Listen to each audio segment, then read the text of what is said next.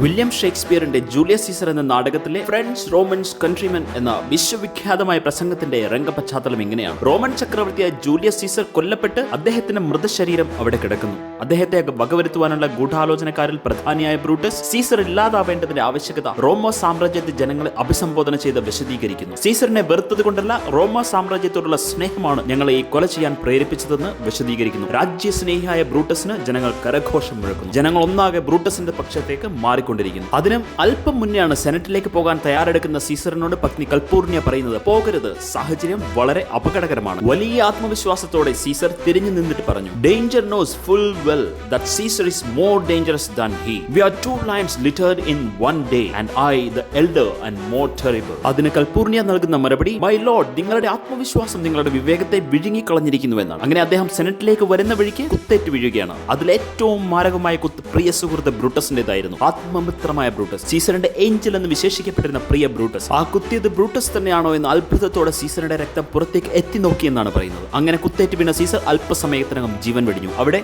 ജനങ്ങൾ ഒന്നടങ്കം ബ്രൂട്ടസിന്റെ ഭാഗം ചേർന്നിരിക്കുമ്പോഴാണ് മാർക്ക് ആന്റണിയുടെ ആഗമനം. കോലാഹല കലുഷിതമായ അന്തരീക്ഷത്തിലേക്കാണ് മാർക്ക് ആന്റണിയുടെ രംഗപ്രവേശം. Friends Romans countrymen lend me your ears. നമസ്കാരം സുഹൃത്തുക്കളെ, നമ്മുടെ ആദ്യ യൂണിറ്റിലെ മൂന്നാമത്തെ ചാപ്റ്റർ ഫ്രണ്ട്സ് റോമൻസ് കൺട്രിമെൻ എന്ന പാഠഭാഗത്തിലേക്ക് ഏവർക്കും ഹൃദ്യമായ സ്വാഗതം. നിങ്ങൾക്കേവർക്കും അറിയാവുന്നതുപോലെ ലോകസാഹിത്യത്തിലെ മുടിച്ചൂടാ മന്നൻ വില്യം ഷേക്സ്പിയറിൻ്റെ ജൂലിയസ് സീസർ എന്ന അതിപ്രശസ്ത നാടകത്തിലെ ഒരു ചെറിയ ഭാഗമാണ് ഫ്രണ്ട്സ് റോമൻസ് കൺട്രിമെൻ. ഇതിൻ്റെ പശ്ചാത്തലം നമ്മൾ വളരെ വിശദമായി കഴിഞ്ഞ ദിവസത്തെ വീഡിയോയിൽ മനസ്സിലാക്കിയിരുന്നു. ഇനിയും നിങ്ങൾ ആ വീഡിയോ കണ്ടിട്ടില്ല എങ്കിൽ മുകളിലത്തെ ഐ ബട്ടണിലും താഴെ വീഡിയോ ഡിസ്ക്രിപ്ഷനിലും ഫ്രണ്ട്സ് റോമൻസ് കൺട്രിമെൻ എന്ന ഈ ചാപ്റ്ററിൻ്റെ പശ്ചാത്തല വിശദീകരണ വീഡിയോ ലിങ്ക് ആഡ് ചെയ്തിട്ടുണ്ട്. Kindly consider watching it first four better understanding of the context of this lesson. Without further ado, let's get started with our chapter 3. നമുക്കപ്പോൾ നമ്മുടെ actual പാഠഭാഗത്തിലേക്ക് കടക്കാം. Let's read and enjoy. When William Shakespeare's well-known history play Julius Caesar opens, Caesar is one of the triumvirs who ruled Rome. Play എന്ന് പറഞ്ഞാൽ നാടകം. അതായത് William ഷേക്സ്പിയറിൻ്റെ ചരിത്ര പ്രാധാന്യമുള്ള പ്രശസ്തമായ ജൂലിയസ് സീസർ എന്ന നാടകം ആരംഭിക്കുമ്പോൾ റോമ സാമ്രാജ്യം ഭരിച്ചിരുന്ന 3 ശക്തരായ ഭരണാധികാരികളിൽ പ്രധാനിയായിരുന്നു സീസർ. അതിനാണ് ട്രയംവിയേഴ്സ് എന്ന് ഇവിടെ പറഞ്ഞിരിക്കുന്നത്. മനസ്സിലായല്ലോ. He is assassinated in the capital by a band of conspirators led by his bosom friend Brutus. Assassinated എന്ന് പറഞ്ഞാൽ കൊല്ലുക. ക്യാപിറ്റൽ എന്ന് പറയുന്നത് പാർലമെൻറ്റ് മന്ദിരത്തിനാണ്. കോൺസ്പിറേറ്റേഴ്സ് എന്ന് പറഞ്ഞാലോ ഗൂഢാലോചനക്കാർ. ബോസം ഫ്രണ്ട് എന്ന് പറഞ്ഞാൽ ചങ്ക് ബഡി അല്ലെങ്കിൽ ചങ്ക് ഫ്രണ്ട് എന്നൊക്കെ നമ്മൾ പറയില്ലേ, അപ്പോൾ ആത്മാർത്ഥ സുഹൃത്ത്, അതിനാണ് ബോസം ഫ്രണ്ട് എന്ന് പറയുന്നത്.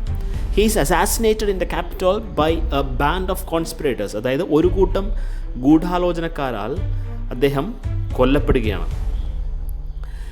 After this Brutus explains the reason for the act in a short but effective speech that appears to convince the Roman citizen. After killing Caesar, Brutus gives a short but powerful speech.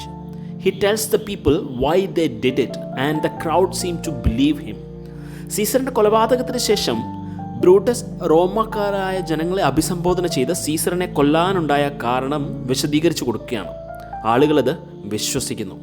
Mark Antony, Caesar's friend, seeks Brutus permission to render a funeral eulogy to Caesar. Brutus agrees. അതായത് Mark Antony, another close friend of Caesar, asked Brutus permission to speak at Caesar's funeral. And Brutus allows Antony to give a speech.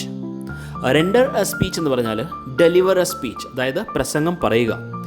Funeral യൂലോജി എന്ന് പറഞ്ഞാൽ ചരമപ്രസംഗം. അപ്പോഴാണ് സീസറിന്റെ മറ്റൊരു ആത്മമിത്രമായ mark Antony ഒരു ചരമപ്രസംഗം നടത്താൻ ബ്രൂട്ടസിനോട് അനുവാദം തേടുന്നത്. Brutus അത് അനുവദിക്കുന്നു. Antony's masterful oration expertly manipulates the emotions of the crowd. Masterful oration എന്നതുകൊണ്ട് ഉദ്ദേശിക്കുന്നത് വെരി ക്ലവർ സ്പീച്ച്, വളരെ ചടുലതയോടെയുള്ള സംഭാഷണം അല്ലെങ്കിൽ സ്പീച്ച്. മാനിപ്പുലേറ്റ് എന്ന് പറഞ്ഞാൽ സ്കിൽഫുള്ളി ഹാൻഡിൽ ഓർ കൺട്രോൾ എന്നാണ് എൻ്റെ അർത്ഥം. അതായത് എന്ത് കാര്യവും മറ്റൊരാളെ പറഞ്ഞ് ബോധ്യപ്പെടുത്തുന്നതിനെയാണ് മാനിപ്പുലേറ്റ് എന്ന് പറയുന്നത്. നമ്മൾ സാധാരണ പറയാറുണ്ട്, അവൻ കാര്യങ്ങൾ പറഞ്ഞ് ഫലിപ്പിക്കാൻ മിടുക്കനാണ്. സോ അതിനാണ് മാനിപ്പുലേറ്റ് എന്ന് പറയാം. So Antony gives a very clever speech that changes the emotions of the Roman people. He persuades them to believe that Brutus and the conspirators had selfish motives and the crowd wants to avenge Caesar's murderer. അതായത് he makes the crowd think that Brutus and the others killed Caesar for their own personal gain. This makes the crowd angry and they want to punish the killers. പെർസ്വേഡ്സ് എന്ന് പറഞ്ഞാൽ convince someone, അതായത് മറ്റൊരാളെ ബോധ്യപ്പെടുത്തുക. Motive എന്ന് ഉദ്ദേശിക്കുന്നത് ലക്ഷ്യം, അവർക്ക് അതായത് ഗൂഢലക്ഷ്യങ്ങൾ ഉണ്ടായിരുന്നു എന്നും. അവെഞ്ച് എന്ന് പറഞ്ഞാൽ പകരം ചെയ്യുന്നതിനാണ് അവെഞ്ച് എന്ന് പറയുന്നതുകൊണ്ട് ഉദ്ദേശിക്കുന്നത്. അതായത് ആന്റണി തൻ്റെ പ്രസംഗത്തിലൂടെ ബ്രൂട്ടസിൻ്റെ നേതൃത്വത്തിലുള്ള ഗൂഢാലോചന സംഘത്തിനുണ്ടായിരുന്ന ചില നിഗൂഢ ലക്ഷ്യങ്ങൾക്ക് വേണ്ടിയാണ് ജനങ്ങൾക്ക് പ്രിയങ്കനായിരുന്ന സീസറിനെ വകവരുത്തിയതെന്ന് റോമൻ ജനതയെ ബോധ്യപ്പെടുത്തുന്നു. അതോടെ ജനങ്ങൾ രോഷാകുലരാകുന്നു. സീസറിൻ്റെ കൊലപാതകത്തിന് പകരം ചോദിക്കാൻ റോമൻ ജനത തയ്യാറെടുക്കുന്നു. അതാണ് ഈ ഒരു പാഠഭാഗത്തിന് ഇൻട്രൊഡക്ഷനായിട്ട് നമ്മുടെ ടെക്സ്റ്റിൽ കൊടുത്തിരിക്കുന്നത്. ഇനി നമുക്ക് നേരെ മാർക്ക് ആന്റണിയുടെ ആ വിശ്വവിഖ്യാതമായ പ്രസംഗത്തിലേക്ക് കടക്കാം. Friends, Romans, countrymen, lend me your ears. Mark Antony തൻ്റെ ഉറ്റ ചങ്ങാതി ജൂലിയസ് സീസർ മരിച്ചു കിടക്കുമ്പോൾ അവിടെ തടിച്ചുകൂടിയ ജനങ്ങളെ അഭിസംബോധന ചെയ്യുന്ന ആദ്യ വാചകമാണിത്. Friends, Roman, countrymen. അതാണ് പ്രശസ്തമായ ആ പ്രസംഗത്തിൻ്റെ തലക്കെട്ടായി ഉപയോഗിച്ചിരിക്കുന്നത്. റോമക്കാരായ പ്രിയപ്പെട്ട സുഹൃത്തുക്കളെ, നാട്ടുകാരെ, എന്നെ സസൂക്ഷ്മം ശ്രവിക്കുവിൻ. നമുക്കറിയാം, ബ്രൂട്ടസ് ഓൾറെഡി ഒരു പ്രസംഗം നടത്തിക്കഴിഞ്ഞു. സീസർ ഇല്ലാതാവേണ്ടത് റോമ സാമ്രാജ്യത്തിൻ്റെ ആവശ്യമായിരുന്നുവെന്ന് ബ്രൂട്ടസ് വളരെ വിദഗ്ധമായിട്ട് ജനങ്ങളെ തെറ്റിദ്ധരിപ്പിച്ചിരിക്കുകയാണ്. അതോടെ ബ്രൂട്ടസ് ഒരു ഹീറോ പരിവേഷത്തിലാണ് ജനക്കൂട്ടത്തിനിടയിൽ നിൽക്കുന്നത്. അങ്ങനെ ഒരു സാഹചര്യത്തിൽ മാർക്ക് ആന്റണിക്ക് ഡയറക്റ്റായി വന്ന് ബ്രൂട്ടസ് ഒരു ചതിയനാണെന്നോ അല്ലെങ്കിൽ കള്ളം പറയുകയാണെന്നോ ജനങ്ങളോട് പറയാനാവില്ല. തൻ്റെ പ്രസംഗത്തിൻ്റെ ഓരോ വാക്കിലും വാചകത്തിലും മാർക്ക് ആന്റണി അതീവ ശ്രദ്ധാലുവും എന്നാൽ സത്യം ജനങ്ങളെ ബോധ്യപ്പെടുത്തണമെന്നുള്ള ഉറച്ച വിശ്വാസത്തിലുമാണ്. അതിനുവേണ്ടി ജനങ്ങളുടെ ശ്രദ്ധ പൂർണ്ണമായും തന്നിലേക്ക് വന്നു ചേരേണ്ടതുണ്ട്. ആ പ്രസംഗത്തിലെ ഓരോ വാക്കും വാചകങ്ങളും അതിനുവേണ്ടി ക്രമപ്പെടുത്തിയതാണ്. Lend me your ears means please listen to me carefully. It is a polite and poetic way of asking someone's attention. തൻ്റെ പ്രസംഗത്തിലെ ആദ്യ വാചകത്തിലൂടെ തന്നെ ആന്റണി ജനശ്രദ്ധ നേടുകയാണ്. അദ്ദേഹം directly and indirectly asking for people's attention. അതായത് വാക്കുകളെ ഒരു പദ്യരൂപേണ അല്ലെങ്കിൽ റൈംസ് രീതിയിൽ അടുക്കി വെച്ച് അവതരിപ്പിച്ചിരിക്കുകയാണ്. അതാണ് Friends, Romans, countrymen. He is directly seeking attention by saying, lend me your ears. ഇതൊരു ഫ്രേസാണ്, lend me your ears. ഈ ഒരു ഫ്രേസ് ലോകപ്രശസ്തമായി തീർന്നത് ഷേക്സ്പിയറിൻ്റെ ജൂലിയസ് സീസർ എന്ന നാടകത്തിലെ മാർക്ക് ആന്റണിയുടെ പ്രസംഗത്തിലൂടെയാണ്. Mark Antony was not asking for their physical ears. He was asking them to listen closely. I come to bury Caesar, not to praise him. അതായത് സീസറിൻ്റെ മഹത്വത്തിന് സ്തുതി പാടുവാനല്ല, മറിച്ച് അദ്ദേഹത്തിൻ്റെ ശവസംസ്കാര ചടങ്ങ് നടത്തുവാനാണ് ഞാനിവിടെ വന്നിരിക്കുന്നത്. സീസറിൻ്റെ ഉറ്റ ചങ്ങാതിയായിരുന്നിട്ടും എന്തുകൊണ്ടായിരിക്കാം മാർക്ക് ആന്റണി അങ്ങനെ പറയുന്നത്? നമ്മൾ നേരത്തെ മനസ്സിലാക്കിയിരുന്നു the back and story of the speech. Mark ആന്റണിയുടെ പ്രസംഗത്തിന് മുന്നേ മറ്റൊരാൾ പ്രസംഗിച്ചിരുന്നു, അല്ലേ? ആരാണ്? Yes, Brutus. അദ്ദേഹം തൻ്റെ മികവുറ്റ വാക്ചാതുര്യത്താൽ റോമൻ ജനതയെ മുഴുവൻ തെറ്റിദ്ധരിപ്പിച്ച് തൻ്റെ വശത്ത് ആക്കി വെച്ചിരിക്കുകയാണ്. അങ്ങനെ ഒരു സിറ്റുവേഷനിൽ മാർക്ക് ആന്റണിക്ക് നേരിട്ട് വന്ന് പറയാൻ സാധിക്കില്ല, ബ്രൂട്ടസ് ചതിയിലൂടെയാണ് സീസറിനെ ഇല്ലാതാക്കിയത്. ഈ ഒരു വാചകത്തിലൂടെ മാർക്ക് ആന്റണി ജനങ്ങളുടെ ശ്രദ്ധ തന്നിലേക്ക് കൂടുതൽ വലിച്ചടുപ്പിക്കുകയാണ് ചെയ്യുന്നത്. The evil that men do lives after them. The good is oft interred with their bones, which means people are remembered more for their bad actions than for their good deeds. The good things they do are often forgotten after they die. ഒരു മനുഷ്യൻ എപ്പോഴും ഓർമ്മിക്കപ്പെടുന്നത് നന്മയേക്കാൾ അയാൾ ചെയ്തിട്ടുള്ള തിന്മകളുടെ പേരിലാവും. അതാകും ജനങ്ങൾ എപ്പോഴും ഓർത്തിരിക്കുക കൂടുതൽ. സാധാരണഗതിയിൽ അയാളുടെ മരണത്തോടെ അയാൾ ചെയ്തിട്ടുള്ള സകല നന്മകളും കാലയവനികയ്ക്കുള്ളിൽ മറയ്ക്കപ്പെടുന്നു. So let it be with Caesar. ആയതിനാൽ എല്ലാ മനുഷ്യർക്കും എന്നതുപോലെ നമുക്ക് സീസർ ചെയ്തിട്ടുള്ള നന്മകളും മറക്കാം. The noble Brutus had told you Caesar was ambitious. അതായത് സീസർ ഒരു അധികാരമോഹിയായിരുന്നുവെന്ന് ബ്രൂട്ടസ് നിങ്ങളോട് പറഞ്ഞു കഴിഞ്ഞു. If it was a grievous fault. അത് ശരിയാണെങ്കിൽ വളരെ ഗൗരവകരമായ കുറ്റകൃത്യമാണത്. And grievously had Caesar answered it. തൻ്റെ ജീവിതം കൊണ്ട് തന്നെ സീസർ അതിൻ്റെ ശിക്ഷ ഏറ്റുവാങ്ങിക്കഴിഞ്ഞിരിക്കുന്നു. Here under the leave of Brutus and the rest, for Brutus is an honorable man, so are they all honorable men, which means I speak with permission from Brutus and the others because they are all honorable men. He repeats this line to hint the irony. ബ്രൂട്ടസിൻ്റെയും അദ്ദേഹത്തോടൊപ്പമുള്ളവരുടെയും അനുവാദത്തോടു കൂടിയാണ് ഞാൻ സംസാരിക്കുന്നത്. കാരണം Brutus ഒരു ആദരണീയ മാന്യദേഹമാണ്. അതുപോലെ അദ്ദേഹത്തോടൊപ്പമുള്ളവരും അവരെല്ലാവരും ബഹുമാന്യ വ്യക്തിത്വങ്ങളാണ്. Brutus ഒരു ആദരണീയ മാന്യദേഹമാണെന്ന് അദ്ദേഹം പറഞ്ഞതിലെ വൈരുദ്ധ്യാത്മകതയെ സൂചിപ്പിക്കാനാണ് മാർക്ക് ആൻ്റണി അതേ കാര്യം ആവർത്തിച്ചുകൊണ്ടിരിക്കുന്നത്. അതായത് സർക്കാസമാണ് മാർക്ക് ആൻ്റണി ഇവിടെ ഉദ്ദേശിക്കുന്നത്. Come I to speak in Caesar's funeral. സീസറിനെ കുറിച്ച് ഒരു ചരമപ്രസംഗം നടത്തുവാനാണ് ഞാനിവിടെ നിൽക്കുന്നത്. He was my friend, faithful and just to me. Antony is trying to make people question whether Caesar was really deserved to be killed as Brutus claimed. Caesar എൻ്റെ വളരെ അടുത്ത സുഹൃത്തായിരുന്നു. എന്നോട് വിശ്വസ്തയോടെയും നീതിപൂർവവുമായി മാത്രമായിരുന്നു അദ്ദേഹം പെരുമാറിയിരുന്നത്. ഈ വാചകത്തിലൂടെ അദ്ദേഹം ബ്രൂട്ടസ് പറഞ്ഞതുപോലെ അധികാരമോഹിയും കൊല്ലപ്പെടേണ്ടവരുമായിരുന്നു എന്ന് ജനങ്ങളെ സ്വയം ചോദിക്കുവാൻ പ്രചോദിപ്പിക്കുകയാണ് ചെയ്യുന്നത്. But Brutus says he was ambitious and Brutus is an honorable man. പക്ഷേ ബ്രൂട്ടസ് പറയുന്നു സീസർ ഒരു അധികാരമോഹിയായിരുന്നുവെന്ന്. ബ്രൂട്ടസ് ആവട്ടെ ഒരു ബഹുമാന്യ ദേഹവുമാണ്. He had brought many captives home to Rome whose ransom did the general coffers fill, which means Caesar brought prisoners home from wars and their ransom money helped fill Roman treasury. റോമ സാമ്രാജ്യത്തിൻ്റെ ഖജനാവ് നിറഞ്ഞിരിക്കുന്നത് Caesar കൊണ്ടുവന്ന യുദ്ധത്തടവുകാരുടെ മോചനദ്രവ്യം കൊണ്ടാണ് എന്നാണ് mark Antony പറയുന്നത്. Did this in Caesar seem ambitious? Does that seem like an action of an ambitious man? അധികാരമോഹിയായ ഒരു മനുഷ്യൻ ചെയ്യുന്ന കാര്യമായി നിങ്ങൾക്കിത് തോന്നുന്നുണ്ടോ? When that the poor have cried, Caesar hath wept. When poor people suffered, Caesar cried for them. പാവപ്പെട്ട മനുഷ്യരുടെ യാതനയിൽ കണ്ണു നിറയുന്ന ഒരു മനുഷ്യനായിരുന്നു സീസർ. മാർക്ക് ആൻ്റണി പറഞ്ഞു വരുന്നത് സീസർ പച്ചയായ ഒരു മനുഷ്യനായിരുന്നു എന്നാണ്. Ambition should be made of sterner stuff. A truly ambitious man would not show such kindness. അധികാരമോഹം തലയ്ക്ക് പിടിച്ച ഒരാൾക്കും ഇങ്ങനെ ദയാലുവാകാൻ കഴിയുകയില്ല എന്നാണ് മാർക്ക് ആൻ്റണി പറയുന്നത്. Yet Brutus says he was ambitious and Brutus is an honorable man. But Brutus says he was ambitious and again I must say Brutus is an honorable man.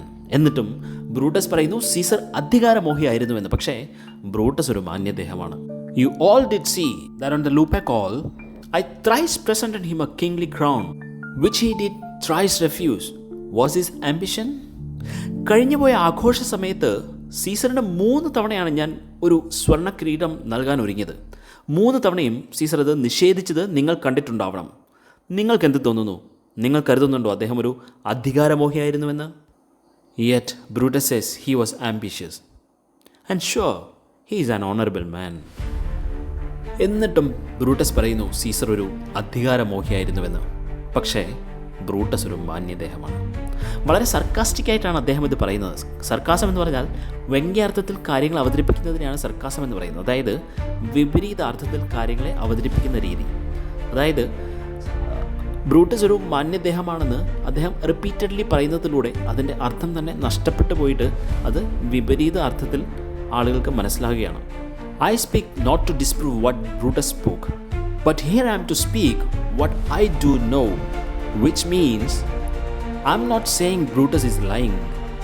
I'm just telling you what I know from my own experience. Brutus പറഞ്ഞ കാര്യങ്ങൾ വസ്തുതാവിരുദ്ധമാണെന്ന് തെളിയിക്കാനല്ല ഞാനിത് പറയുന്നത്. പക്ഷേ ഞാനിവിടെ നിൽക്കുന്നത് എനിക്കറിയാവുന്ന വസ്തുതകളെ നിങ്ങൾക്ക് മുന്നിൽ അവതരിപ്പിക്കുവാനാണ്. You all did love him once, not without cause. What cause withhold you then to mourn for him? Mark Antony Roman ജനതയെ ഓർമ്മിപ്പിച്ചുകൊണ്ട് പറയുകയാണ്, നിങ്ങൾ ഓരോരുത്തരും അദ്ദേഹത്തെ ഒരിക്കൽ ആത്മാർത്ഥമായി സ്നേഹിച്ചിരുന്നു, ഒരു കാരണവും കൂടാതെ. എന്നിട്ടും ഈ നിമിഷത്തിൽ എന്താണ് അദ്ദേഹത്തിന് വേണ്ടി ഒരിട്ട് കണ്ണീരൊഴുക്കുന്നതിൽ നിന്ന് നിങ്ങളെ തടയുന്നത്? This is a part of his clever way to make the crowd question whether Brutus was right in calling Caesar ambitious. "Oh, judgment, thou art fled the brutish beast, and men have lost their reason." Bear with me. The simple meaning is, oh, good sense and fair thinking have run away. People have lost their ability to think with reason. അതായത് നിങ്ങൾക്ക് ചിന്തിക്കുവാനുള്ള ശേഷി നഷ്ടപ്പെട്ടു പോയോ എന്ന് Roman ജനതയെ അദ്ദേഹം കുറ്റപ്പെടുത്തി സംസാരിക്കുകയാണ്. അതുകൊണ്ടാണ് അവസാനം bear with me, excuse me എന്ന് അദ്ദേഹം പറയുന്നത്. Mark Antony is saying that people are no longer thinking wisely or logically, even though they once loved Caesar. Now they are suddenly against him just because others told them to be. He compares this loss of judgment to brutish beasts, wild animals that act without thinking. Then he says, bear with me, meaning, please give me a moment. Because he is pretending to be so heartbroken that he cannot continue. അതുവരെ റോമാക്കാർക്ക് hero ആയിരുന്ന തൻ്റെ പ്രിയ സുഹൃത്ത് Julius സീസറിൻ്റെ വേർപാടിൽ തെല്ലും പരിഭവമില്ലാത്ത Roman ജനതയെ ചിന്താശേഷിയില്ലാത്ത വന്യമൃഗങ്ങളോട് ഉപമിച്ച് വിലപിക്കുകയാണ് mark Antony. വിങ്ങിപ്പൊട്ടിക്കൊണ്ട് അദ്ദേഹം പറയുകയാണ്, "My heart is in the coffin there with Caesar, and I must pause till it come back to me." Which means, I feel heartbroken.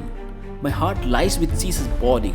I must pause my speech until I can regain control of my emotions. Mark Antony തൻ്റെ വികാരങ്ങളെ അടക്കി നിർത്താൻ കഴിയാതെ വിങ്ങിപ്പൊട്ടിക്കൊണ്ട് തൻ്റെ ആ വിശ്വപ്രസിദ്ധമായ പ്രസംഗം അവിടെ അവസാനിപ്പിക്കുകയാണ്.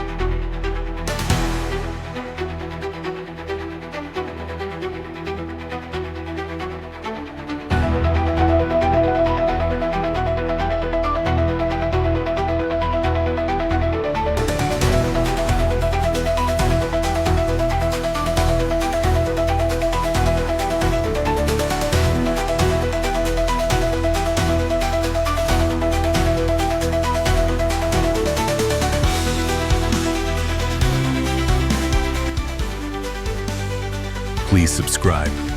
Winner's Guide.